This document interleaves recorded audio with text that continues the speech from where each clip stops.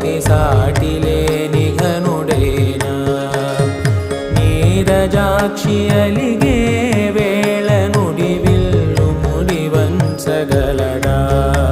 సడే చాలు శత సైన్యాలు నడిపే